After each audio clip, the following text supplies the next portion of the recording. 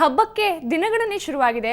ದೀಪಾವಳಿಗೆ ದೀಪಗಳೇ ಶೋಭೆ. ಹೀಗಾಗಿ ಈ ಬಾರಿ ಹಬ್ಬಕ್ಕೆ ತರಹೇವಾರಿ ದೀಪಗಳು ಮಾರುಕಟ್ಟೆಗೆ ಲಗ್ಗೆ ಇಟ್ಟಿವೆ.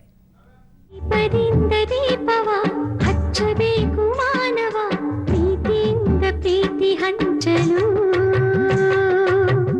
ಚಿತ್ತಾಕರ್ಷಕ ಮಣ್ಣಿನ ದೀಪಗಳು, ಕಣ್ಣು ಕೋರೈಸುವ ಆಂಟಿಕ್ ಮಾದರಿ ಭಿನ್ನ ವಿಭಿನ್ನ ಹಣತೆಗಳು, ಬೆಳಗುತ್ತಿವೆ ಬಣ್ಣ ಬಣ್ಣದ ದೀಪಗಳು.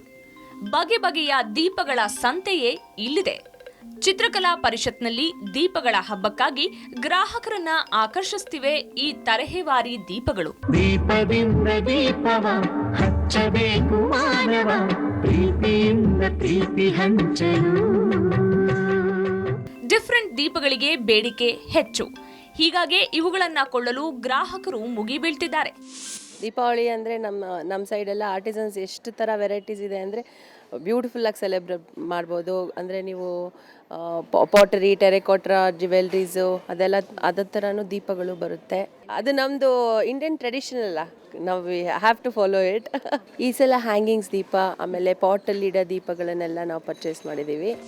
ಈ ಬಾರಿ ಗಣಪನ ಆಕಾರದ ದೀಪ, ಮನೆ ಆಕಾರದ ದೀಪ, ಹ್ಯಾಂಗಿಂಗ್ ದೀಪ ಎಲ್ಲರನ್ನ ಆಕರ್ಷಿಸ್ತಿವೆ. 100 ರೂಪಾಯಿಂದ 2,000 ರೂಪಾಯಿವರೆಗೂ ದೀಪಗಳು ಮಾರಾಟವಾಗ್ತಿವೆ. ಸುಮಾರು 13 ವರ್ಷದಿಂದ ನಾವು ಎಕ್ಸಿಬಿಷನ್ಸ್ ಮಾಡ್ಕೊಂಡು ಬರ್ತಾ ಇದ್ದೀವಿ. ದೀಪಗಳದ್ದು ಮಾತ್ರನೇ ಸುಮಾರು ದೀಪಗಳು ನಮ್ಮ ಹತ್ರ ಕಮ್ಮಿ ಇಲ್ಲ ಅಂತ ಹೇಳಿದ್ರೆ 1,000 ವೆರೈಟಿ ದೀಪಗಳಿದೆ. ಬ್ರಾಸಲ್ಲಿದೆ, ಮಣ್ಣಿನಲ್ಲಿದೆ, ಫೈಬರ್ನಲ್ಲಿದೆ, ಗ್ಲಾಸ್ನಲ್ಲಿದೆ.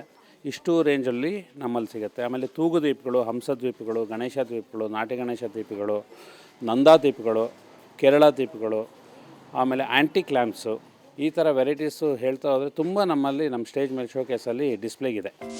ರೇಟ್ ಎಷ್ಟೇ ಆದರೂ ದೀಪಗಳು ಬೇಕೇ ಬೇಕಲ್ವಾ? ಇನ್ಯಾಕೆ ತಡ? ನೀವು ಡಿಫ್ರೆಂಟ್ ದೀಪಗಳನ್ನ ಖರೀದಿಸಿ ಭರ್ಜರಿಯಾಗಿ ಹಬ್ಬ ಆಚರಿಸಿ.